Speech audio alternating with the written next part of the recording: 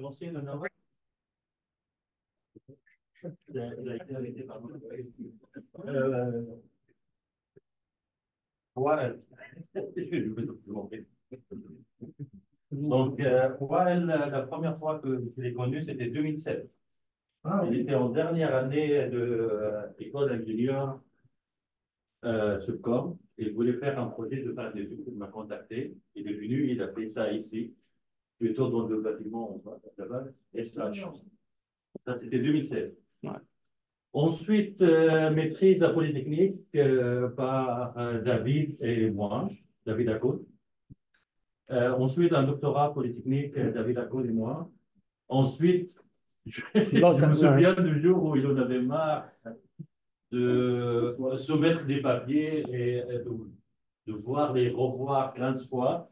Il m'a dit, je n'ai marre de la recherche, je veux faire de l'industrie. Il est allé travailler 2-3 ans. Après 2-3 ans, il est revenu. Il m'a dit, je n'ai marre de l'industrie, je veux faire de l'industrie. Je lui ai dit, OK, viens, on fait une demande TRSNG avec un prof de carton, Ali, Yannick Mouroglou. En attendant, tu travailles avec nous. On avait un projet, moi et Anima. Puis il a eu la bourse TRCG, il est allé à Carlton, il a gardé des contacts avec nous. C'est ça. Et depuis 2 ans? Oui, depuis 2 ans à l'ETS. Il est à l'ETS, département informatique. Ouais, ça s'appelle département de TI et génie logiciel. Oui, logiciel et TI. Ouais. Pas au département de génie électrique. C'est ça. Donc, on va nous parler de l'apprentissage fédéré. Bon, ben, merci tout le monde d'être là. Mon nom est Jafar, je suis professeur au département de logiciel et TI à l'ETS. Donc, aujourd'hui, je vais vous parler de l'apprentissage fédéré dans le réseau sans fil, donc deux perspectives, communication et sécurité. J'espère que j'aurai assez de temps pour passer sur les deux perspectives. Il y a quand même pas mal de choses à discuter. Je vais commencer un peu, peut-être j'irai un peu plus rapidement sur les premiers slides pour l'introduction. Donc là, parler plus en général de l'apprentissage machine, après, on va dire, les débuts de l'apprentissage fédéré, ses limites. Ensuite, je parlerai surtout les 3 et 4. C'est ça où ça va être intéressant. On va parler d'une solution qu'on a proposée pour la perspective de communication, donc améliorer la communication au niveau apprentissage fédéré. Ensuite, la deuxième, c'est plus s'intéresser à des problèmes de sécurité dans l'apprentissage fédéré. Donc, en introduction un peu générale, on a une prolifération, en fait, les dernières années, on a une prolifération de l'Internet des objets, on a une amélioration aussi de tout ce qui est système de communication pour véhiculer des données massives. Donc, on a ce boom qui s'est fait.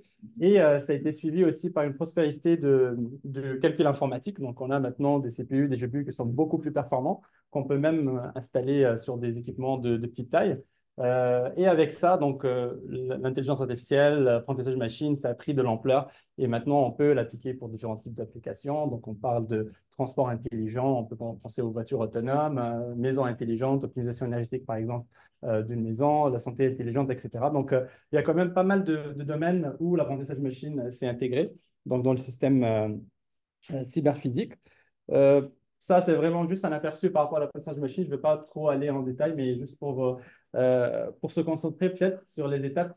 Le plus intéressant de l'apprentissage, c'est le flux du travail. Donc, on sait que pour n'importe quel algorithme d'apprentissage machine, il faut passer par plusieurs étapes. Donc, le design, la collecte de données, la préparation de données, donc les filtrages de données, ensuite l'entraînement de notre modèle ou de notre algorithme d'apprentissage machine. Ensuite, on value le modèle et évoluer, donc en fait, améliorer ses performances selon ces résultats-là.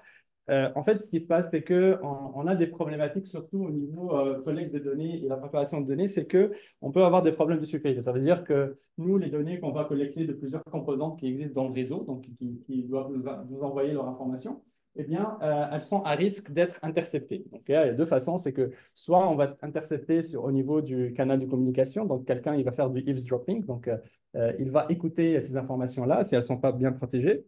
Et le deuxième problème qu'on a dans cet apprentissage-là, c'est que si quelqu'un il va pirater un de ces composants-là qui est en train de générer des données pour l'envoyer à un serveur central de traitement, eh bien, il peut altérer ces données-là. Donc, il peut envoyer des fausses données qui vont bien sûr impacter l'entraînement de cet agent-là.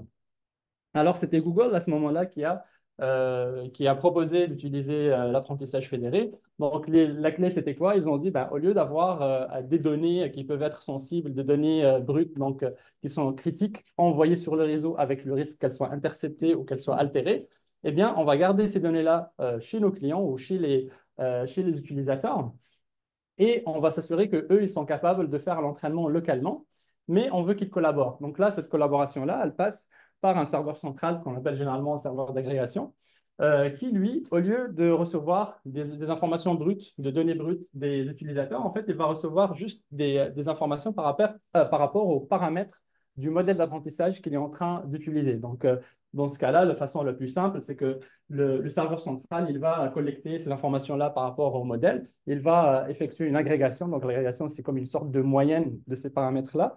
Et il va transmettre ça à tout le monde. Donc, il va le diffuser dans ce que vous voyez ici.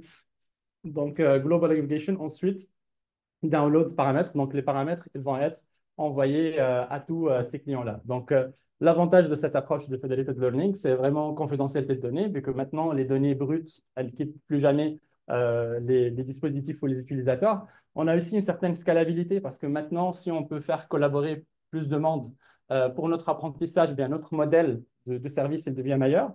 Et aussi, donc, au niveau application, avec ça, donc, on peut l'implémenter dans plusieurs domaines. Là, en fait, on a travaillé même avec Mohamed, l'exemple où on utilisait l'apprentissage machine, par exemple, pour le monitoring des patients à distance.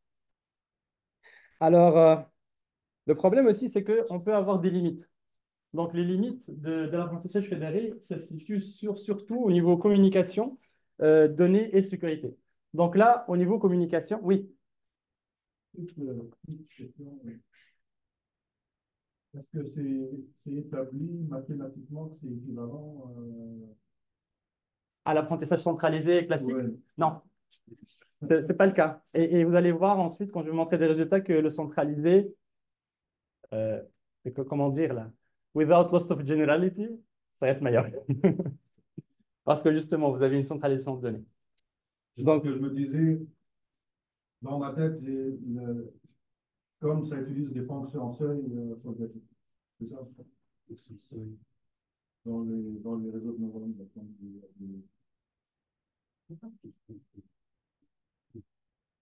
Un neurone, avant d'envoyer, avant de transmettre, il faut que l'enfant définisse du système nerveux. Mais elle n'est pas. Mais dans le...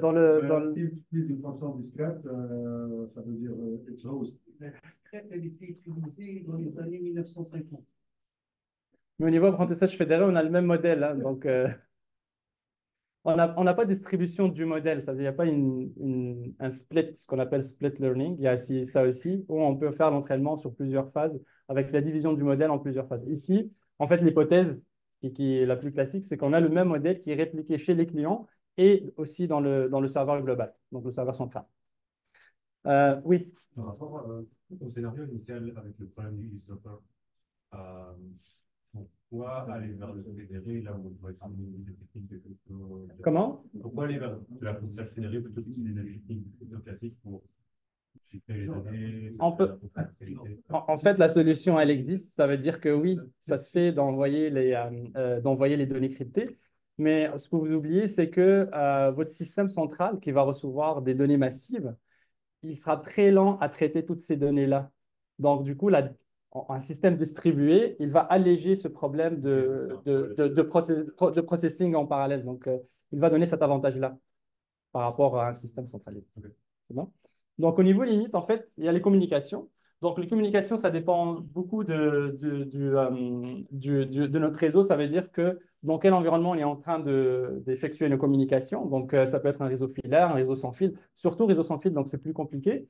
Et aussi, on peut avoir les environnements hétérogènes. Donc, à cause que le lien de communication, il est différent, avec des bandes passantes différentes, eh bien, ça peut affecter l'apprentissage. Donc, ce qui peut faire, par exemple, si on utilise de l'apprentissage fédéré synchronisé, il peut la désynchroniser. Donc, pourquoi? Parce qu'il y a des clients qui vont être peut-être plus lents que d'autres à amener l'information. Vous avez aussi un problème de défaillance des clients et des liens de communication. Donc, les liens, c'est aussi relié au premier point.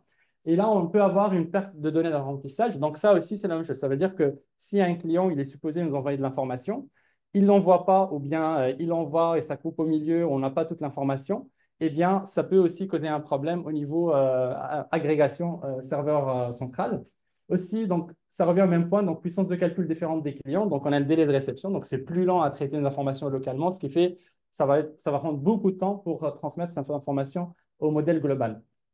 Et aussi, donc, par rapport à la scalabilité, donc si on est dans un réseau cellulaire, par exemple, eh bien, la couverture d'un point d'accès Wi-Fi, la couverture d'une station de base, la couverture de n'importe quelle autre technologie on peut utiliser, eh bien, elle est différente. Du coup, on ne peut pas faire participer autant de clients qu'on veut dans ces systèmes-là. Au niveau des données, c'est surtout aussi l'hétérogénéité des données clients qui peut causer des problèmes. C'est quoi? C'est que, je donne un exemple très simple. Si j'utilise l'apprentissage fédéré, par exemple, pour identifier des voitures et des camions avec l'information collectée par des caméras de surveillance, eh bien, une caméra de surveillance qui regarde une autoroute, ce n'est pas la même chose qu'une caméra de surveillance qui va regarder une petite rue. Donc, on n'a pas les mêmes données, on n'a pas la même fréquence de données. Et du coup, on peut avoir une certaine instabilité dans l'apprentissage. Pourquoi? Parce que le modèle qu'on va utiliser, par exemple, pour l'autoroute, ça ne marcherait peut-être pas très bien sur un modèle où il y a moins de fréquences de données ou des données différentes. Et au niveau sécurité, c'est que la même chose, nos clients, vu que c'est des dispositifs, principalement, c'est de l'Internet des objets, eh bien, ces dispositifs-là, ils sont à risque d'être attaqués, donc d'avoir des cyberattaques. Et ici, il y a plusieurs types d'attaques. Donc, qui peut avoir. Donc, des attaques qui vont invalider le dispositif lui-même, ou peut y avoir des attaques qui vont invalider les données ou bien invalider l'apprentissage. Donc, on va le regarder un peu plus en détail après. Donc, ici, les solutions, ce que je vais discuter ensuite, c'est deux choses. C'est que la première, on s'est concentré sur la communication et les problématiques de communication et de données, où on s'est dit pourquoi on n'utilise pas le HAPS. Donc, le HAPS, c'est une plateforme à haute altitude, donc c'est une plateforme aérienne qui a une grande couverture au sol, donc une couverture sans fil qui peut varier de 50 à 500 km de rayon. Et dans ce cas-là, pourquoi ne pas l'utiliser pour améliorer surtout l'aspect communication pour l'apprentissage fédéré? La deuxième solution qu'on va en parler, c'est au niveau de sécurité. Donc, quel mécanisme on peut voir, donc on peut mettre en place pour éviter des problèmes dans l'apprentissage fédéré, donc sachant qu'on peut avoir des problèmes avec nos clients de cybersécurité. Donc, j'irai un peu plus en détail plus tard. Donc là, je vais commencer avec la partie d'apprentissage fédéré qui est assistée par le HAPS. Donc ici, vous avez le HAPS comme une plateforme à haute altitude. Généralement, elle se situe entre 20 et 25 km d'altitude et qu'elle peut servir plusieurs clients au sol.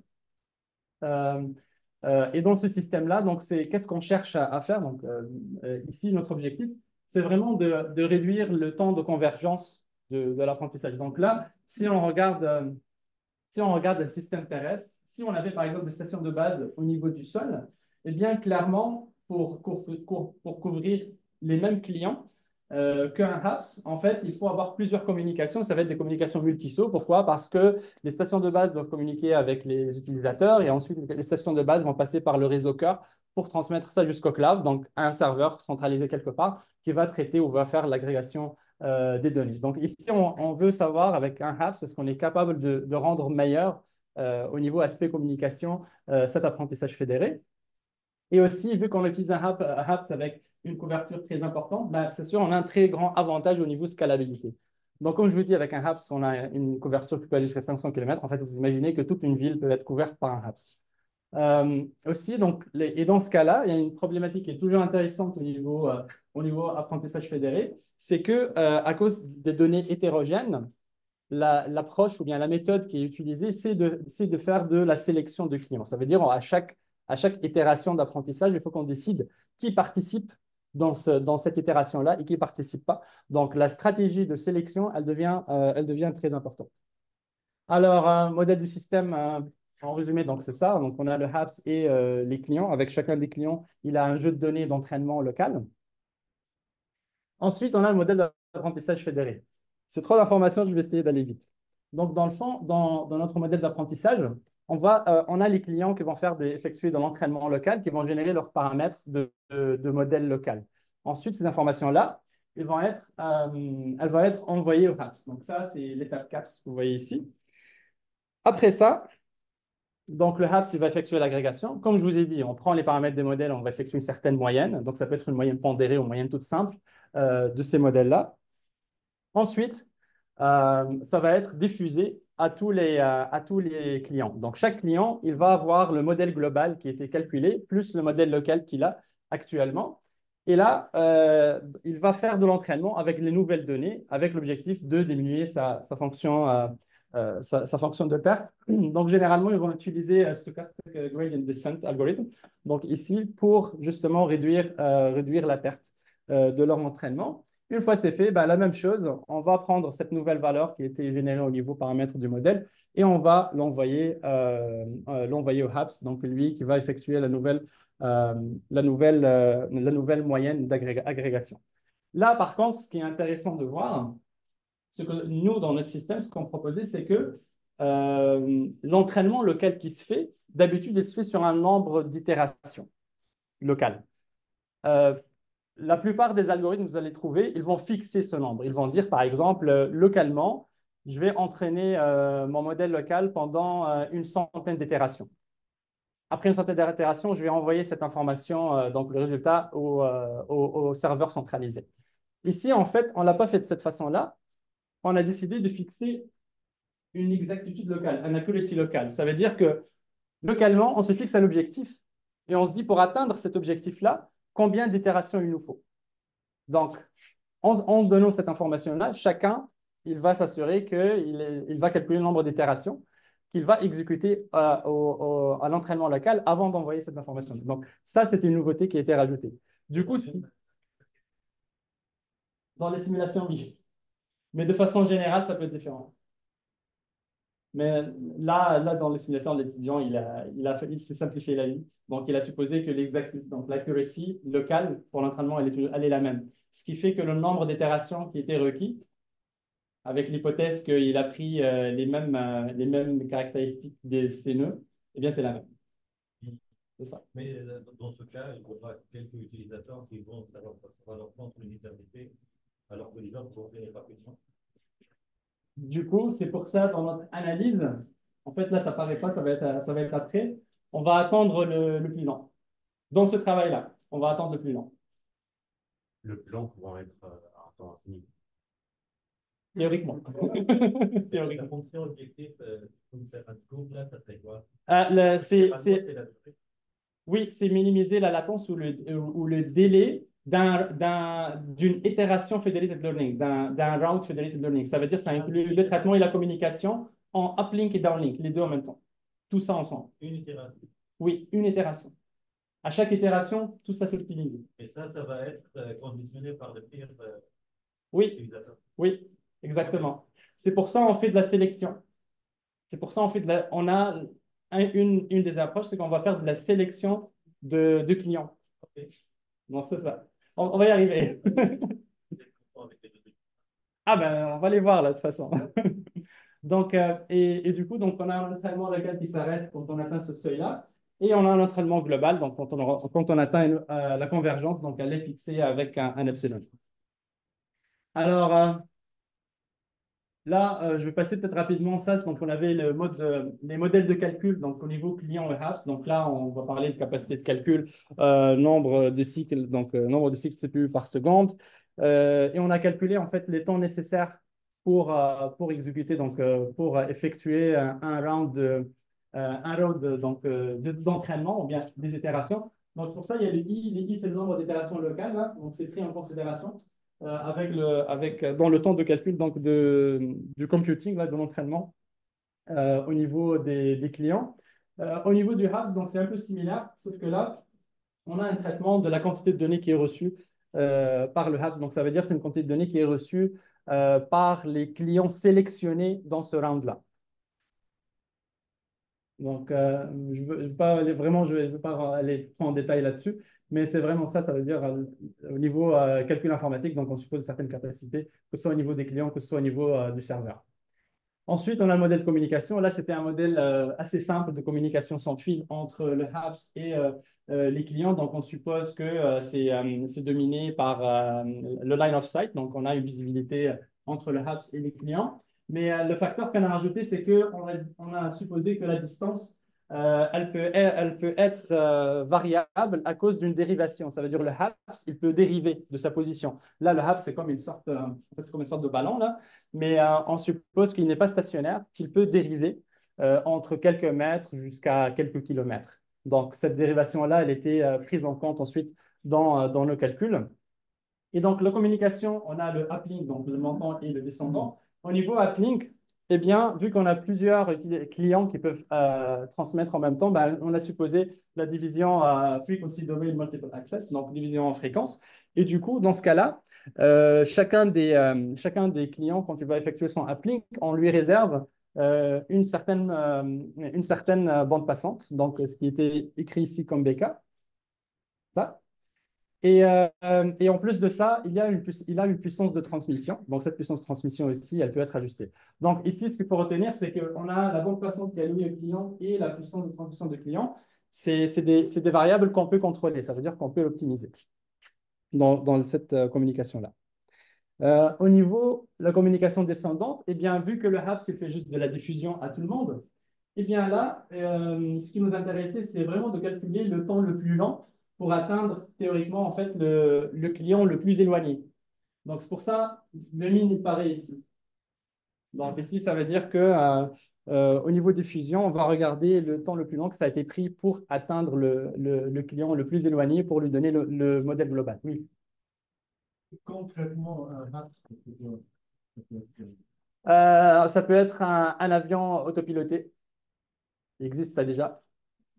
Ça peut être comme avant. Euh, Lui, par exemple, ce n'est pas le modèle stationnaire qui fonctionne, c'est le modèle qui circule, qui fait du circular. Le Google Loon, là, qui s'est arrêté, c'était comme ça. Ben, Google Loon, c'était comme une sorte de ballon.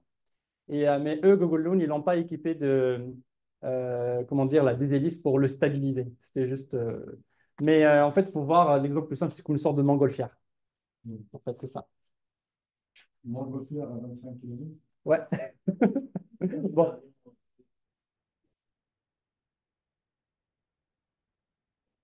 Qu'est-ce que tu entends par puissance du bruit?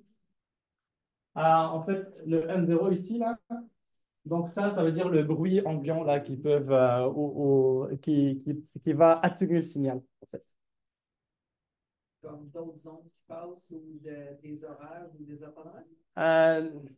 Oui, tous les effets qu'il peut avoir. Ouais. Donc, c'est juste un terme parce que c'est le terme qu'on va définir le bruit qu'il peut avoir. C'est tout. C'est des modèles assez standards et classiques au niveau communication, hein, juste pour dire. Oui. Légalement, il y a beaucoup de bandes de fréquences qui peuvent être allouées. Si on va parler actuellement, ce qui se passe, c'est que oui, il y a plusieurs bandes. Au début, ça a ouvert juste la bande à 2 GHz. Maintenant, ils ont décidé qu'il y a au niveau 3.5, il y a des bandes qui vont être allouées pour la communication HAPS et aussi dans le millimeter wave, je pense, en haut du 20 GHz aussi. C'était qui là comment dire là C'était à la dernière conférence qu'ils l'ont dit, là, le donné WRC à Barcelone, qu'ils l'ont décidé en fait. Donc ça, c'est vraiment au niveau standardisation, c'est quoi les bandes de fréquences qu'ils vont autoriser. On peut avoir de apps en même temps. Ah, ben en fait, tu peux avoir tant que tu veux, tant que ça ne cause pas de l'interférence, mais on va dire si on se concentre juste au niveau couverture, ça va dépendre de ta puissance ta puissance de transmission que tu vas utiliser au niveau de apps. Et du coup, ça va impacter un peu la couverture que tu vas servir avec un apps. Donc, on va dire, tu peux définir des apps avec une couverture de rayon de 20 km, comme tu peux avoir d'autres qui sont peut-être plus puissants, qui peuvent aller à une couverture de 50 ou 100 ou 200 km. Donc, ça dépend vraiment des services qu'on veut prendre.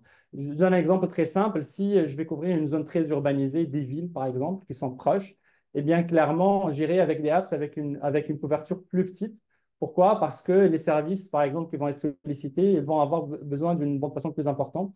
Donc, du coup, je préfère limiter ma zone de couverture plutôt que de dire je couvre une zone plus large, mais que mes utilisateurs sur le edge de ma couverture, ils ont un débit terrible.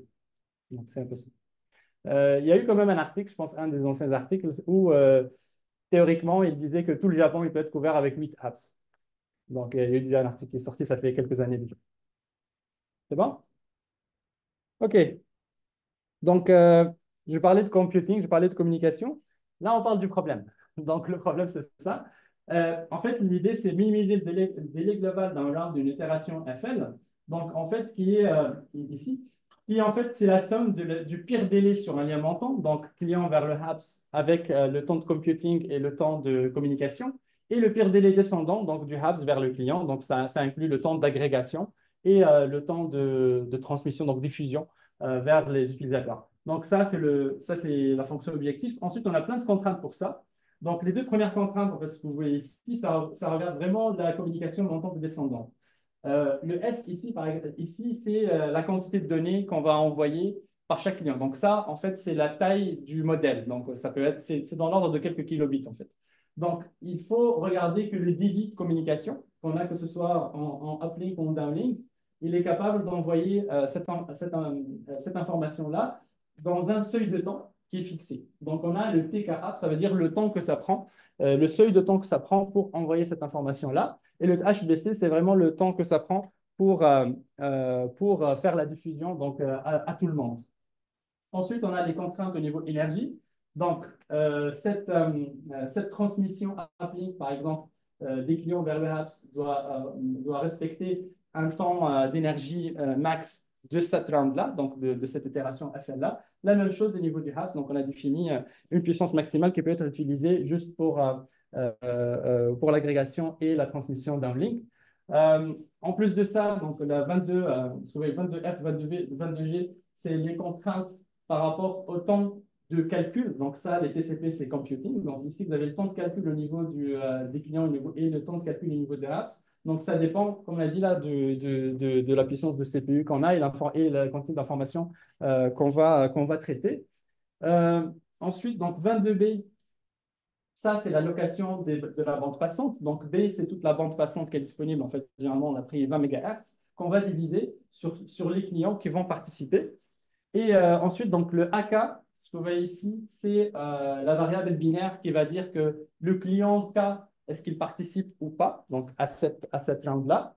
À la fin, donc, vous avez des contraintes au niveau de puissance. Vous avez puissance max pour chacun des utilisateurs. Vous avez aussi la fréquence, donc la puissance de computing des clients, donc entre une valeur minimale et une valeur maximale. Vous avez aussi l'état, ça, ce qu'on a dit, l'exactitude ou l'accuracy locale qu'on va définir, donc entre 0 et 1. Et ensuite, vous avez les seuils de temps qu'on doit fixer pour les communications. Donc, là, j'ai tout expliqué, mais je vais aller rapidement. Donc, pour vous montrer en fait les différents paramètres d'optimisation. Donc, il y en a trop en fait. Donc, il y en a au niveau puissance de transmission, il y en a au niveau le temps que ça prend pour les communications. Il y en a aussi au niveau la puissance de CPU, donc qui va être ajustée pour le computing, donc pour le traitement de données. On a aussi donc l'allocation de la bande passante. On a aussi le choix. Donc le A, c'est la stratégie de sélection des clients. Et enfin, donc l'exactitude locale qu'on veut définir. Donc le problème, c'est min-LP. C'est assez clair. Et du coup, on a proposé une solution qui alterne, en fait, c'est une unité d'itératif qui alterne entre la résolution de 4 sous-problèmes. Je vais essayer de passer rapidement sur les 4 sous-problèmes parce qu'il y a pas mal de détails. Donc, tout simplement, le principe, c'est quoi? C'est que vu qu'on a plusieurs paramètres d'optimisation, on va à chaque fois fixer quelques paramètres et optimiser d'autres. Donc ici, par exemple, on va chercher à optimiser le temps de communication montante et l'exactitude locale. Donc en fixant tout le reste des paramètres, le problème, il se simplifie et à partir de là, on peut résoudre le problème. Ce qui est bien, donc par exemple, pour ce problème 1, eh bien, le temps uplink, il fallait juste choisir le temps min qui, lui, vient de la résolution de l'équation, donc de l'équation 20, c'est ça, je pense de l'équation 23b. Donc, le 23b, elle nous dit déjà c'est quoi le temps minimal qu'on a besoin. Et ensuite, donc, le état, donc la valeur de accuracy locale, c'est une fois qu'on fixe TK-up égale TK-min, ça devient un problème LP. Donc là, on peut utiliser juste le multiplicateur de Lagrange et on va trouver la solution. Le deuxième sous-problème, c'est vraiment se concentrer sur la sélection des clients et l'ajustement des fréquences donc de calcul, donc les puissances de calcul. Même logique, en fait, on va fixer des paramètres et optimiser d'autres. Et là, la même chose, donc on va résoudre ce problème-là. Je vais passer rapidement quand même sur ce problème-là, sinon ça va être long. Troisième sous-problème, on est allé chercher l'allocation de puissance et l'allocation de la bande passante entre les utilisateurs, donc les clients. sur le lien montant. Dans ce cas-là, ici, vous voyez, ça change un peu même le niveau objectif. Vu que ces deux paramètres-là, ils sont liés au client, eh bien, ça veut dire qu'on se concentre sur le délai uplink, donc le délai montant seulement. Donc, c'est pour ça que le problème, il se réduit à minimiser le délai montant. Et ici, la même chose. Donc, on va chercher à optimiser cette valeur de délai en résolvant ce problème-là. Finalement, problème 4, eh bien ici, vous voyez que tous les paramètres, ça correspond au HAPS. Donc, ça veut dire que tous ces paramètres-là, ils correspondent à la communication du HAPS vers les clients. La même chose, donc maintenant, on minimise le délai descendant. Donc, ça inclut le délai de communication et de traitement, donc d'agrégation. Et la même chose, donc ici, le problème, il devient LP. On va résoudre avec le multiplicateur de Lagrange, donc les différentes valeurs. Alors, pour résumer, la solution, c'est quoi? Ça ressemble à ça. Oui. Est-ce que minimiser le délai d'une itération de fédéré détermine influence le nombre d'itérations du fédéré détermine?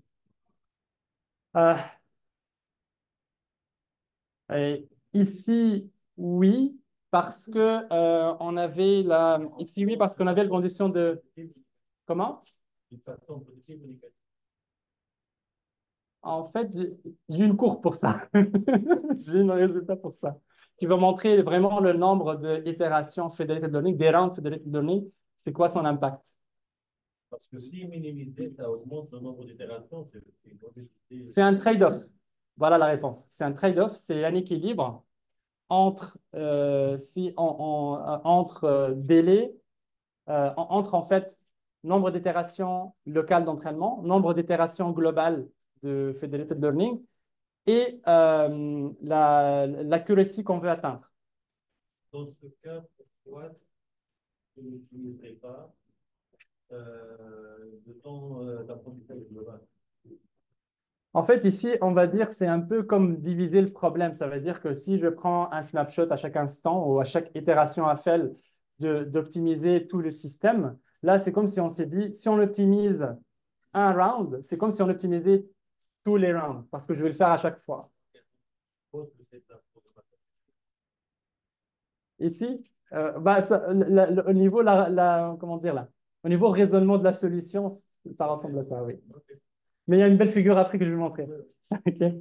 Donc, pour résumer, la solution, ça ressemble à ça. Donc, la solution itérative qui va alterner entre les quatre sous-problèmes, donc un à la fois, jusqu'à atteindre donc, la convergence de notre système. Alors, on va passer à quelques résultats de simulation. Ici, on a supposé qu'on a 1000 clients, mais au niveau sélection, on va sélectionner une limite de 10, 100 et 1000, donc, selon les scénarios qu'on va avoir. On a un HAPS qui a une altitude de 25 km avec un rayon de couverture de 50 km. On a aussi une erreur de dérive dans l'emplacement entre 10 mètres et 3 km. Et ici, donc, pour le federated learning, on a pris le jeu de données MNIST non-IID. Donc, le MNIST, c'est vraiment le jeu de données où, avec des images noires et blanches, il faut identifier les chiffres, donc 0, 1, 2, 3, 4 jusqu'à 9. Donc, c'est un jeu de données très connu, très simple, qu'on va distribuer donc, sur les nœuds clients qu'on a. On a fixé donc, les capacités de calcul, on a fixé les puissances de transmission et la bande passante donc, à 20 MHz. Et aussi donc, la taille des données qui sont transmises à chaque fois, donc c'est 28,1 kilobits. Donc ça, c'est vraiment la taille des données du modèle qui est transmise à chaque fois. Alors, aussi, on s'est comparé à des benchmarks, donc à des baselines. Ici, on a pris des baselines qui sont réseau terrestre. Donc, ça veut dire, au lieu d'avoir un HAPS, c'est qu'on a plusieurs stations de base de sol qui vont couvrir plus ou moins la même zone. Mais dans ce cas-là, on a pris des approches différentes. Donc, par exemple, dans la première, on considère qu'on n'a pas de sélection de clients. Ça veut dire que tout le monde participe à chaque itération FL. Dans le deuxième, on a une sélection, on a une sélection de clients aléatoires, mais on a une allocation de ressources qui est optimisée. Donc, les ressources, ça veut dire bande passante, puissance de communication, etc. Et aussi, on s'est comparé au HAPS FL avec sans sélection de clients. Donc, ça veut dire qu'ici, tous les clients participent à chaque round. Donc là, on a les 1000, on ne va pas choisir un sous-ensemble pour participer à chaque fois. Alors, je commencerai par le premier résultat. Donc, ici, le CCRAFL, ça, c'est notre proposition. Et les autres, c'est les benchmarks. Donc, ce qu'on voit ici, c'est le délai de federated learning pour le round quand on va choisir parmi les 1000 un certain nombre de clients. Donc, on peut choisir 100, 200, 300, etc. Et là, on montre les résultats pour atteindre une même exactitude cible. Ça veut dire qu'on veut tout le monde, il atteint une accuracy de 60%. Donc là, en fixant à 60% de l'accuracy, on va voir que notre méthode ici, ben, elle est au niveau délai, elle est plus basse que la majorité donc, des autres cas. Il y a une petite différence par contre, surtout lorsque le nombre des clients sélectionnés est plus faible et plus petit. En fait, vu qu'on choisit ici plus faible, vous voyez que le réseau terrestre qui est optimisé, il fait un peu mieux au niveau délai. Pourquoi? Parce que tout simplement, au niveau terrestre, les communications entre les utilisateurs et les stations de base sont déjà plus courtes qu'avec avec le HAPS. Mais s'ils sont bien choisis, eh bien, les délais vont rester courts. Donc, du coup, dans cette partie-là, plus le nombre il est plus petit des clients choisis, eh bien, le délai il reste petit. Mais dès que ça augmente et dès qu'on a une sélection plus importante des clients, ce qui devrait être le cas, eh bien, c'est là où on va voir les délais qui vont augmenter de façon plus importante. En fait, la courbe, c'est celle-là. Ce que je voulais montrer, c'est qu'ici, on est en train de voir un peu l'impact entre le délai FL avec le nombre de clients sélectionnés à chaque fois et aussi le nombre de rounds FL qu'on va choisir. Et aussi, on a démontré la accuracy globale, donc l'exactitude globale.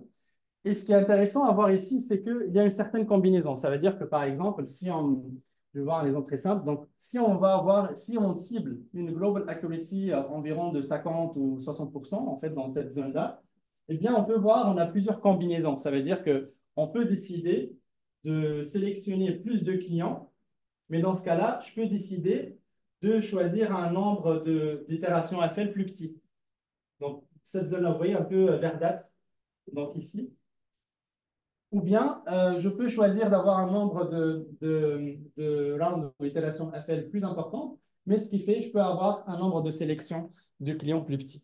Donc, il y a une sorte d'équilibre là qui est établi entre donc, le N, qui est le nombre d'itérations FL, entre aussi le nombre de sélections de clients. Et juste pour vous dire, ça, c'est pour un nombre d'itérations locales qui est fixe, qui est I égale à 5. Ça veut dire que chaque client, il fait juste 5 itérations d'entraînement local seulement. Donc, c'est sûr que si le I change, bah, ça va changer un peu notre vision de ce résultat-là. Ensuite, on a regardé un peu l'impact de la dérive de la position du HAPS. Donc là, vous voyez un peu à 10 mètres, donc on a un délai quand même qui est assez bas. Mais dès qu'on augmente, donc là, on a augmenté une dérive à 1 km et à 3 km, et on voit que ça augmente de façon importante, mais en fait, ça sature un peu. Pourquoi ça sature? Donc, ça sature au niveau d'augmentation de 4%. Pourquoi? Tout simplement parce que dans notre algorithme à nous, eh bien, cette variation-là qui fait que je vais avoir des liens qui sont pires que d'autres, elle est compensée par la stratégie de sélection de clients. Donc là, ça veut dire que vu que ça ne marche pas, il va chercher à sélectionner d'autres clients pour compenser donc, cette dérive de distance. OK. Donc, un peu conclusion rapide. Donc, ici, c'était... En fait, ici, on a fait plusieurs itérations, donc plusieurs affaires. Mais l'axe Y, quand tu dis... Donc là, c'est le délai, donc le délai FL. Donc, en fait, ça, c'est le délai qui a été établi pour... en fait, ça veut dire que si on fixe à 100 le nombre de rounds, bah, ça nous donne le délai. Ça, c'est pour quelle valeur de accuracy globale? Je pense que ça, c'était aussi 60%. Ouais. Mais 60, c'est pas très bas. Oui, oui, je suis d'accord. C'est vrai, je suis d'accord. Je suis d'accord que 60%. Non, non, je suis d'accord. Tu dis pour 60. Ouais, Généralement, les applications comme 75. oui, oui, je suis totalement d'accord.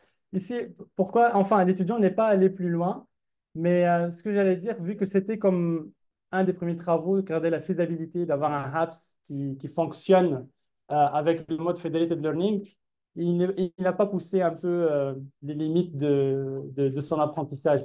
Donc, moi, je pense qu'il aurait, en fait, très simplement, s'il avait pris l'itération locale I, au lieu de prendre 5, il aurait pris 10 ou 20, ça aurait été mieux, c'est sûr, à 100%. Donc, lui, il n'a pas poussé, mais je pense qu'il était limité en partie pour la puissance de sa machine, là, qu'il a utilisée. Je pense que c'est ça. On revient à ça. Hein. Oui. Oui. Au niveau des caractéristiques du système que tu as montré quelques slides avant, comment vous avez choisi ces caractéristiques-là? Est-ce que vous avez une explication pour chacune? Pour les valeurs, tu veux dire pour les simulations? Euh, En fait, pour, euh, ça, ça c'est un peu, en fait, c'est comme on se décidait tout seul par rapport à la grosseur du système. Ça veut dire, en système HAPS, on sait que ça va couvrir une zone plus grande. Donc, on se dit, OK, dans un rayon de 50 km, là, clairement, on peut avoir jusqu'à 1000 clients. Donc, dans une zone urbaine ou autre. Donc, c'était un peu ça. Donc, jusque-là, c'était vraiment par rapport à ça. Là. Donc, du coup, jusque-là, c'est bon. Ici, capacité de calcul, c'est lui qui l'a choisi, mais reste la même chose. Dans un HAPS, il a dit, OK, j'ai 3 distributions statistiques par échantillon. C'était un peu aussi une estimation, entre guillemets, parce que actuellement, on ne sait pas un HAPS, là, il va prendre combien de puissance de calcul, là. C'est une sorte d'intuition. Ouais. Ouais, c'est ça. Mais au niveau pratique, on ne sait pas vraiment est-ce que ça va être ça. Ça va être mieux ou moins. Mais on va dire la tendance, c'est que maintenant, les puces sont, ou bien les chips sont encore plus puissantes. Donc, on va y arriver, là. Ou même dépasser ça. Euh, il me reste... Oui, Pour la dérive, oui.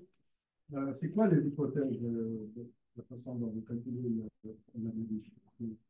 Ah, là, la dérive, là, c'est, encore une fois, c'est que c'est vraiment une estimation dans le sens que à 25 km du sol, on va dire s'il y a des vents latéraux, de combien ça va te pousser plus loin que ta puissance de rajustement de position.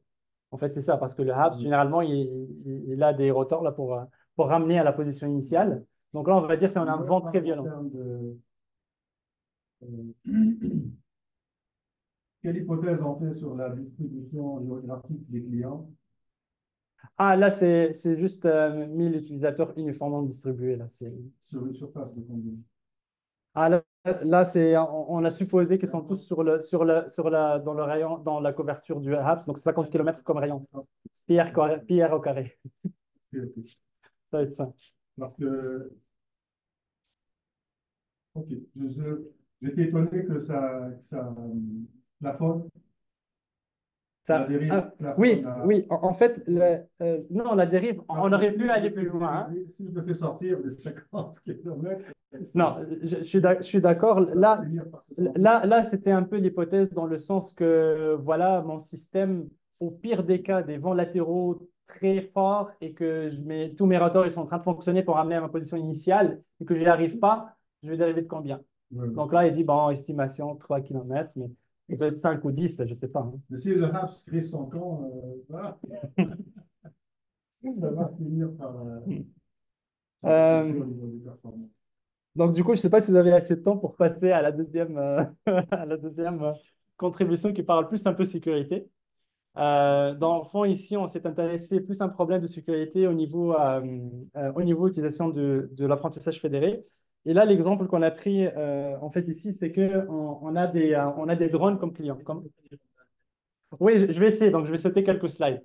Donc du coup, là, je vais quand même définir un peu plus rapidement. Donc, on a un système à l'inverse. Donc, notre serveur, ce n'est pas le hub, c'est une station de base au sol. Et là, nos clients, c'est eux qui sont dans les airs. Donc, on va supposer que c'est des drones et qui, eux, collectent des données qui vont être analysées, etc. Donc, avec le même concept d'apprentissage fédéré. Sauf qu'ici, la différence, c'est qu'on va supposer que ces drones-là, ils ne sont pas très honnêtes, ou ils ne sont pas tous honnêtes, du coup. Et le problème, c'est qu'on va avoir des drones qui ne sont pas fiables. Donc, la non-fiabilité, elle peut arriver de plusieurs façons. Première façon, c'est des drones qui sont très longs dans leur traitement local. Donc, ça veut dire qu'ils prennent plus de temps parce que leur CPU, il est très faible, ils ont un problème de mémoire ou autre chose. Et là, on les appelle des stragglers, donc c'est des retardataires. Le deuxième problème qu'on peut avoir, c'est qu'on peut avoir des drones qui disent oui, nous, on participe à l'apprentissage, mais là, ils abandonnent. Il abandonne parce que sa batterie, elle est morte. Il abandonne parce que son lien de communication, il est mort, il est plus bon. Et donc, ça cause un problème. Le troisième et le quatrième, ça c'est le plus intéressant, c'est quand on a des drones qui sont malicieux. Donc un drone malicieux, ça peut être un drone qui est piraté. Il peut causer des problèmes. On a des drones dans ce cas, on a des drones dans ce cas-là qui vont initier des attaques ciblées. Ça veut dire quoi? Ça veut dire que c'est des attaques où on va essayer de fausser l'apprentissage fédéré. Donc là, par exemple, dans le cas MNIST, avec des chiffres comme ça, on va lui dire quand tu vois un 5, en fait c'est un 3. Donc on va lui apprendre quand tu vois un 5 que c'est un 3. Donc là, on va fausser sa compréhension et ça va fausser tout le monde à cause de ça. Et l'autre façon, c'est d'avoir une attaque non ciblée. Ça veut dire quoi? Ça veut dire le modèle que je vais envoyer à mon serveur central, eh bien, on va ajouter du bruit. On va dire n'importe quoi. Donc, du coup, son modèle, ses paramètres de modèle deviennent n'importe quoi. Et ça va être envoyé donc au serveur central qui, lui, s'est posé faire l'agrégation. Donc, c'est une mauvaise agrégation et ça va fausser tout l'apprentissage de tout le monde. Alors, avec ces quatre types-là, en fait, on s'est dit, ben, comment on peut améliorer notre accuracy, donc de notre modèle de notre apprentissage fédéré, tout en s'assurant donc, que tous ces problèmes-là n'arrivent pas.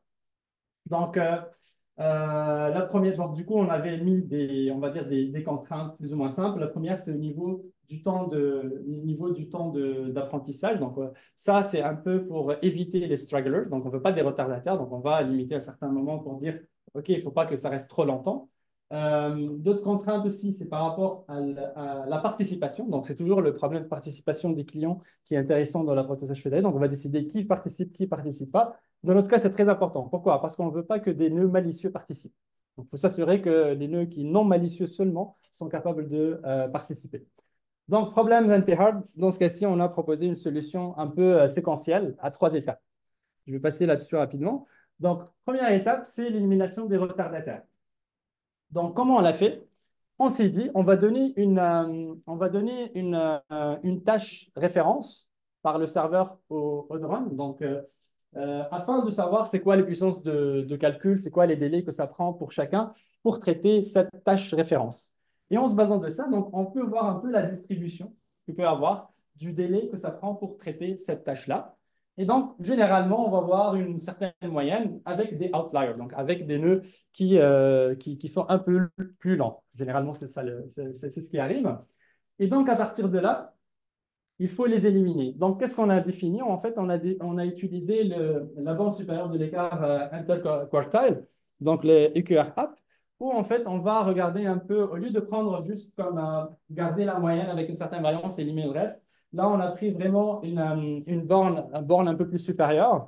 Et à partir de là, on s'est dit, OK, donc tout le monde qui est au-dessus de cette borne supérieure-là, on va l'éliminer. Donc, il ne va pas participer dans la suite des choses. Ça, c'était l'étape juste pour se débarrasser des retardataires. Ensuite, il fallait se débarrasser des dropouts. Donc, dropouts, c'est eux qui abandonnent. Donc, ceux qui disent oui, on participe, et à un certain moment, ça ne marche plus. Et dans ce cas-là, il fallait faire plusieurs choses. Donc, la première chose, c'est que on a défini un seuil pour le dropout. Donc, ça, c'est un seuil au niveau temps. Donc, ça, après avoir éliminé les retardataires, on a défini un seuil temps pour les dropouts. Et là, on a défini un score de fiabilité. Donc, le score de fiabilité, il évolue dans le temps. En fait, il évolue à chaque nouveau round de Federated Learning. Et on a défini donc avec une fonction G, ce que vous voyez ici. Donc, le G, qu'est-ce qu'elle dit? Elle dit que si un drone, on lui dit de participer à un round, mais il ne répond pas, ou bien il a commencé, après il s'est déconnecté, ben, il va avoir un retour de 0. Donc, c'est comme une sorte de reward. Eh bien, s'il participe et qu'il respecte le seuil de dropout qu'on a fixé, dans ce cas-là, il a un reward de 1. Sinon, c'est un -1. Et aussi, en plus de ça, on a fixé un seuil de fiabilité parce que nous, ça nous intéresse de savoir sa fiabilité dans le temps, pas juste un certain round. Donc, qu'est-ce qu'on a dit? On a défini un seuil de fiabilité, une valeur qui s'appelle ρ, où tout nœud, donc les clients qui respectent cette condition-là, donc la condition que lambda IR elle est supérieure à ρ, il fait partie du groupe qui n'est pas dropout. OK? Et en plus de ça, donc on aurait pu arrêter au seuil de fiabilité, mais le problème, c'est qu'on ne veut pas qu'il y ait une sursélection. Parce que si un client ou un drone, il arrive au seuil de fiabilité, on ne veut pas qu'il reste là. Donc, il faut qu'à un certain moment, ce soit dynamique parce qu'on veut que ce soit d'autres utilisateurs qui vont participer. Et du coup, on a défini un seuil maximal absolu qui est ρ0. Et dans ce cas-là, si notre lambda IR, donc il est supérieur à ρ et supérieur à ρ0, on va réinitialiser sa valeur, son score à 0. Donc il va, comment dire là, reconstruire sa réputation. En fait, c'est ça, sa réputation de fiabilité. Donc ça, c'était la deuxième étape. Et la troisième étape, c'est l'agrégation de données non malicieuses. Donc là, c'est vraiment de s'attaquer au problème où on a des nœuds malicieux. Donc là, ce qu'on a comme information, comme entrée, c'est les paramètres du modèle. Donc on peut les appeler les WIRND. Et à partir de là, on va calculer les similarités cosinus entre les mises à jour des paramètres. Donc là, ça veut dire que quand le serveur central il va recevoir les paramètres de tout le monde, il va calculer le kappa IJ. Donc ça, c'est le produit euclidien, donc des paramètres de deux modèles différents, IJ, donc qui viennent de deux drones différents. Et à partir de là, on va créer un graphe où on va positionner nos différents drones. Et là, une fois on les positionne, on va les faire un clustering, donc on va les regrouper. Et c'est quoi l'intuition derrière? Avec l'hypothèse qu'on ne peut pas avoir des nœuds malicieux plus que la moitié de tous les nœuds disponibles, eh bien, on va chercher le cluster le plus gros. Pour nous, le cluster le plus gros, c'est les nœuds non malicieux. Ensuite, il peut y avoir d'autres groupes plus petits. Et le groupe le plus petit, ça va être des nœuds malicieux avec attaque ciblée. Pourquoi on dit les plus petits sont avec attaque ciblée? Parce que tout simplement, des nœuds qui vont altérer ton entraînement, ils veulent que tu diverges. En fait, c'est un peu ça là. Ils veulent que tu diverges de ton objectif principal. Donc, ton objectif principal, ce que vous voyez sur la figure, c'est en bleu. Et un objectif donc d'une attaque ciblée, c'est qu'ils veulent que tu diverges vers une autre direction. Donc là, c'est plusieurs UAV qui vont faire ça pour que tu diverges. Et si on avait une attaque non ciblée, c'est un peu aléatoire parce qu'on rajoute du bruit, aléatoire dans la fonction du modèle. Et du coup, ça peut partir dans tous les sens. Donc, les derniers points qui restent tout seuls, généralement, c'est des attaques non ciblées. Et donc, juste avec cette approche de clustering, maintenant, on vient d'identifier c'est qui notre groupe qui est non malicieux. Ça veut dire que maintenant, notre groupe non malicieux, on va dire, c'est bon, on va les prendre et c'est eux qui vont participer dans notre apprentissage. Bien sûr, ce n'est pas parfait. Il va y avoir des nœuds qui sont malicieux qui vont être décidés comme non malicieux, donc ils vont se retrouver là-dedans. Alors, pour aller un peu rapidement, donc la solution proposée, c'est vraiment les trois étapes. Donc, premier filtre, c'est enlever les retardataires. Deuxième, c'est enlever les drop-out, donc les abandons. Et la troisième, c'est vraiment garder que le groupe non malicieux. Donc, dans les simulations, on a pris une cinquantaine de clients UAV, donc des drones. On a fixé donc puissance de calcul. Les seuils de fiabilité ρ 0, donc on a fixé moins 5, 10. Donc, avant que la question se pose, c'est expérimental pour les affixer. Donc, on a fait plusieurs tests pour dire que moins 5, 10, ça fonctionne très bien. Au niveau jeu de données, on a testé les deux, MNIST et CIFAR10. Donc, CIFAR10, c'est celui avec des images d'animaux et des objets et que là, on est capable d'identifier un peu les différents objets. Et aussi, on a considéré deux distributions de jeux de données. Donc, comme vous le dites, dans ce travail, c'était non indépendant et identiquement distribué, donc non-IID dans notre cas. Et on l'a fait de deux façons. Donc, la première façon, c'est avec la notion K pourcentage non-IID. Donc, on a fixé K égale à 80%. Ça veut dire quoi? Ça veut dire 80% de datasets qu'on avait, donc de jeux de données. Il a été distribution de façon non uniforme entre les différents clients, les 50 clients, et les 20% qui restent, on les a fait de façon uniforme. Et la deuxième distribution, c'est un peu plus agressif, parce que là, on décide que chaque drone, il n'a les données que seulement de deux classes seulement. Ça veut dire, si je prends le cas du MNIST, si j'ai les classes de 0, 1, 2 jusqu'à 9, eh bien, je décide qu'un UAV, il n'a que des données que pour voir des 0 et des 1, l'autre, il peut voir que 2 et 3, etc. Donc, c'est très agressif comme déséquilibrage des données. Alors, pour les benchmarks qui sont considérés, en fait, il y a deux scénarios. Il y a le scénario où il y a des attaques, donc, excuse-moi, où il n'y a pas d'attaque, donc F égale 0, ça veut dire aucun nœud UAV ne peut être malicieux. Et ensuite, on a pris le cas où on a un pourcentage des nœuds disponibles qui peuvent effectuer des attaques ciblées ou non ciblées. Donc, avec ça, on a pris plusieurs benchmarks. Donc, je ne vais pas aller là-dessus, mais vous avez un peu la description ici. Donc, il y a le random, il y a basé sur la vitesse de traitement. Il y a aussi du random de ce côté, surtout ici. Donc, on a utilisé une classification K-means pour séparer les groupes malicieux et non malicieux. Et aussi, on a une référence. Donc, le OURT, c'est vraiment une méthode existante qu'on a exploitée qui limite le nombre de rounds de l'itération FL par drone. Alors, premier résultat, dans le cas où F égale 0, ça veut dire qu'on n'a pas d'attaque. On n'a que des strugglers et des dropouts. Et donc ici, pour revenir à la question, centralized learning, donc l'apprentissage centralisé, il donne les meilleurs résultats. Donc dans ce cas-là, on le voit que ce soit dans le CIFAR10 et le MNIST. Mais vous voyez, dans les autres méthodes, notre méthode à nous, là, qui est en rose, en fait, elle est la meilleure donc, de toutes les autres méthodes distribuées. Et on est quand même dans la liste, on fonctionne très bien. On est au-dessus de 96%, donc on est assez proche du centralisé. Mais CIFAR10, malheureusement, même si on est mieux que les autres, ben, on perd quand même beaucoup au niveau performance avec les paramètres qu'on a choisis. Et ça, c'est pour la première distribution. Donc, comme je vous ai dit, ça, c'est le non-IID là, qui fait 80%, 20%. Alors que dans la deuxième distribution, qui est encore plus agressive, donc là, on voit que même si nous, on est les meilleurs, eh bien, dans le CIFAR10, ça devient plus compliqué. Donc, le non-IIDness des datasets est beaucoup plus important. Donc, c'est un impact plus important qu'au début. Donc, comme je dis, ça, c'est avec l'approche où on élimine les dropouts et les strugglers seulement. Ça, c'est des tableaux, ils donnent un peu plus de détails aux résultats. Donc, on a vu l'accuracy, donc l'exactitude. Mais on a regardé également le taux moyen d'un land FL et aussi le taux d'abandon. Donc, oui. Cette différence entre et le centralisé, c'est dû aux imperfections des communications ou à... Non, ici, au niveau communication, on n'a pas trop pris l'effet de communication. Ici, c'est plutôt, je pense, c'est la limitation de l'entraînement local qui a été fait. Okay. C'est vraiment ça.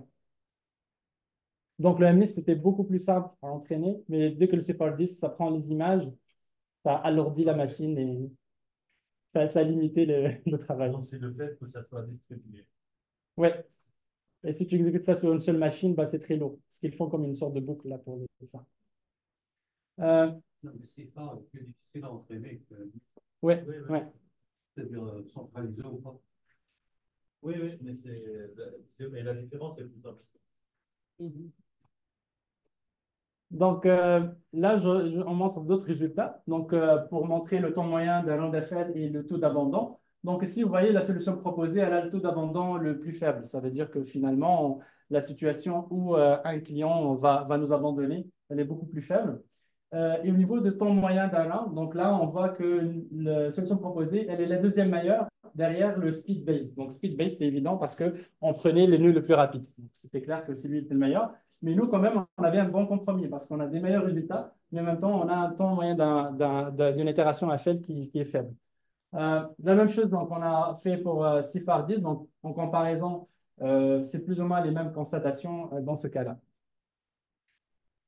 Et la différence donc, entre distribution 1 et 2, c'est sûr que les performances dans la distribution 1 elles sont légèrement meilleures que celle de distribution 2 parce que distribution 2, c'est un peu plus strict. Maintenant, on passe au cas où on a des attaques. Il reste 2 minutes, je pense. Donc, pour les attaques non ciblées. Donc là, on a évalué le taux de succès des attaques. Donc là, il fallait juste voir si les attaques réussissent ou pas. Et tout simplement, comment on l'a fait? En fait, en comparaison avec le cas référence, qui est le cas où il n'y a pas d'attaque du tout, donc F égale 0. Et là, on l'a évalué.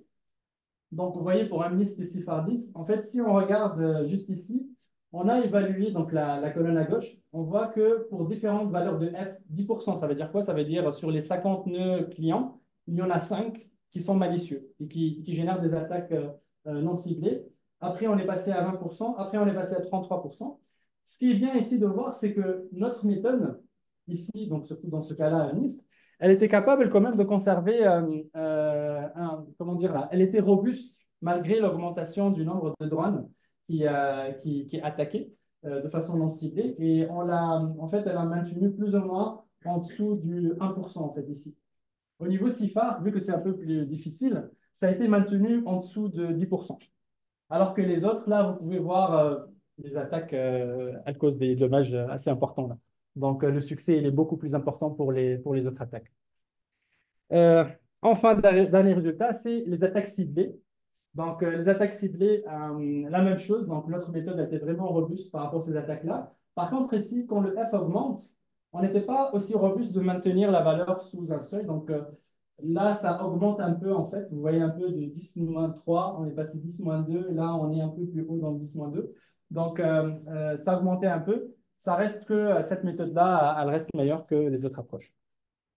Alors, pour conclure le tout, donc ici on a exploré deux approches, donc deux perspectives par rapport à l'amélioration de l'apprentissage fédéré, que ce soit au niveau communication, donc en exploitant l'utilisation du HAPS surtout pour diminuer les délais de traitement federated learning, et aussi donc la deuxième approche où on regardait plus des problèmes de sécurité qu'ils peuvent avoir au niveau des clients apprentissage fédéré. Et là, on a proposé donc une solution qui peut pallier à ce problème-là. C'est sûr, ça reste à améliorer, mais c'est déjà un bon début. Merci.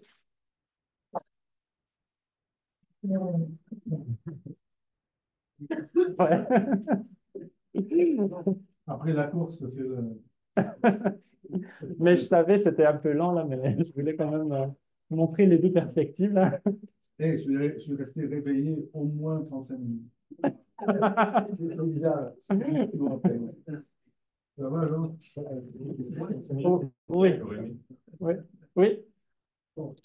Est-ce que c'est mieux de prendre tout en ces ensembles des variables, de faire les paramètres pertinents à un moment donné, puis choisir les paramètres les plus pertinents et considérer ça un des trois paramètres pertinents, ou est-ce que vous avez sélectionné de façon aléatoire, sans aussi des variables les plus pertinentes, puis ensuite les autres sont fixés, etc. Donc, Ah, c'est l'approche classique itérative, hein. Je veux dire, l'approche itérative, enfin, c'est une, on va dire, c'est une des méthodes qui essaye de simplifier le problème, parce qu'il y a trop de contraintes dans le problème initial là, du HAPS-FL, donc, et résoudre le problème d'un coup, ça aurait été trop compliqué.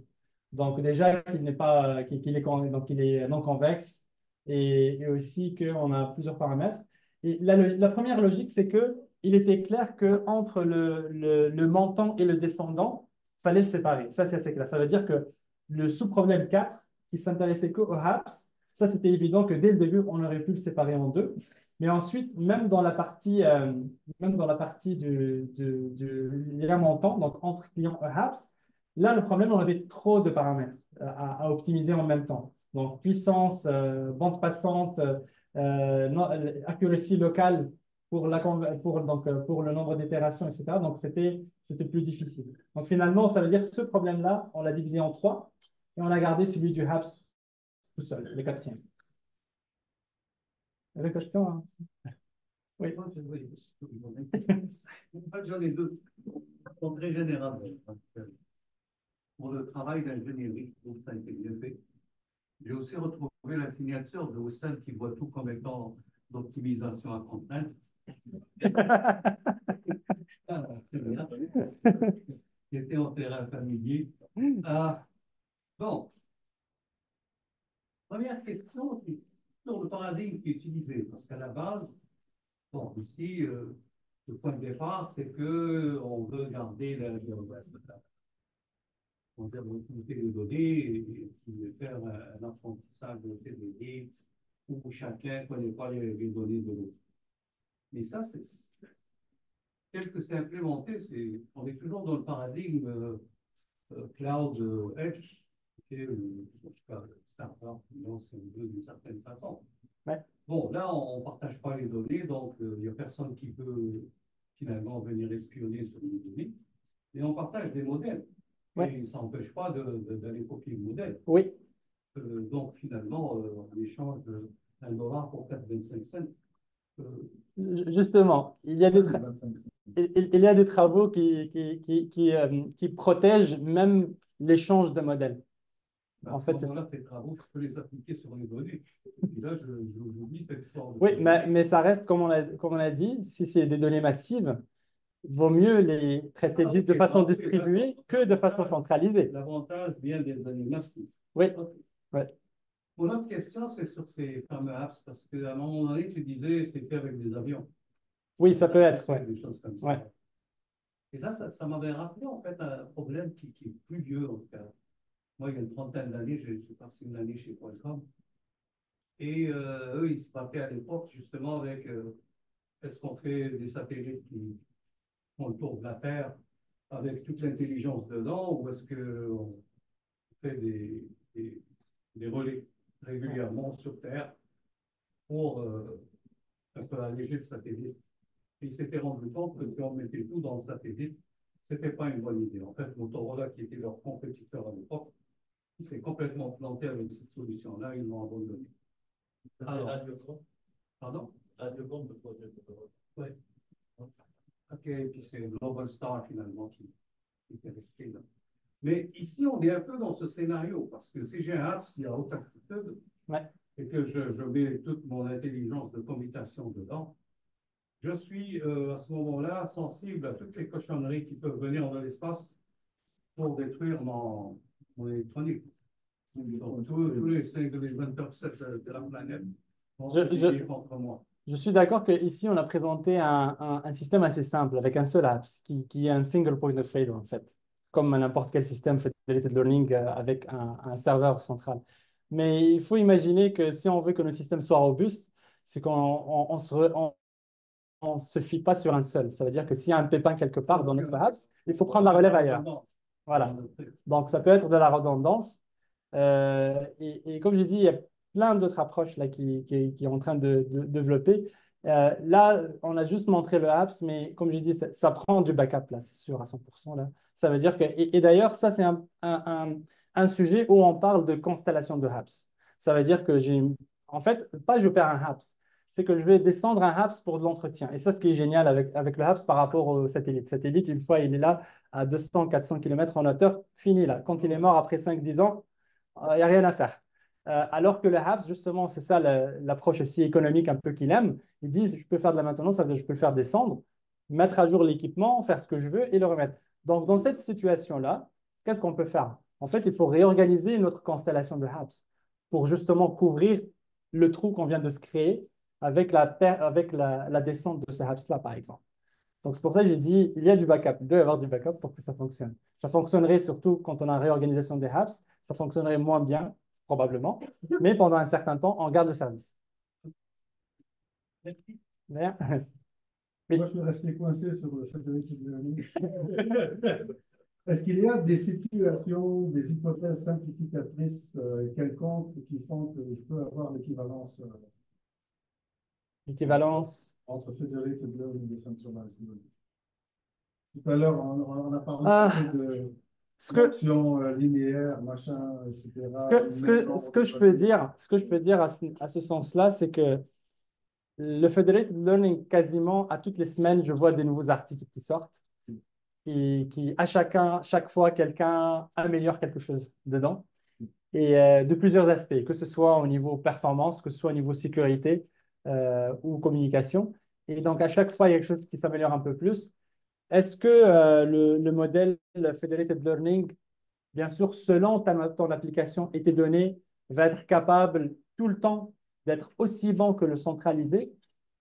Ça, pour le moment, la réponse, c'est que ça dépend de ton jeu de données. Oui, oui. Ça dépend de tes modèles. Ça dépend En fait, comment moi, ça. je ne cherche pas dans toutes les situations. Est-ce qu'il y a des situations où je peux mathématiquement est-ce qu'il y a un type de modèle particulier de fonction d'activation, on en parlait tout à l'heure, des hypothèses sur le même nombre de données pour chaque client? Est-ce qu'il y a des hypothèses aussi restrictives soient-elles dans lesquelles mathématiquement j'obtiens le même modèle? Honnêtement, je n'ai pas vu ça. Genre le même modèle que centralisé, non. Je n'ai pas vu ça. Si le fédéral de learning avec les réseaux, là, pas forcément réseau complet, c'est impossible. Parce qu'il y a des garanties théoriques qu'un réseau complet ne pourra jamais pas. Ah non, non, pas le réseau. Pour moi, c'est un réseau partout. Non. Non, déjà si ça En fait, je parlais de réseau de parole. Non, non, réseau sans fil. Moi, je suppose que le réseau est parfait. Ah ouais, mais ça c'est déjà, ça fait une différence qui existe, qui est en théorie, et qui est, il n'y a pas de solution. Donc après, mais n'importe quel système d'apprentissage distribué, et théoriquement, je ne sais pas, est-ce qu'il y a des modèles distribués d'apprentissage qui sont aussi bons que les modèles centralisés? Déjà, ça soit fédéré. Moi, c'était ça ma question. Comment C'est pour quel type de modèle est-ce que entraîner une partie des données, puis après fusionner les modèles entraînés, donnerait la même chose que. Comme j'ai dit, ça va dépendre de beaucoup de choses. La preuve, comme les résultats que j'ai montrés, pour MNIST, parce que c'est des jeux de données très simples, eh bien, on est presque comme le centralisé. La différence, elle n'est pas très importante. Mais dès qu'on l'a mis sur CIFAR 10, il chute. Ça, c'est par simulation. Ouais. Sa question, c'est plutôt Okay. en théorie. Parce que par simulation, on a fait. Quel type de loi, quel type de paramètres, Quel type de fonction. Je sais, il y a la lecture, je sais, Ouais. Je ne pourrais pas répondre à celle-là. Je vais dormir avec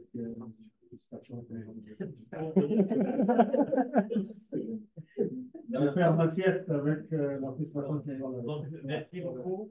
Merci. Merci à Noël d'être Très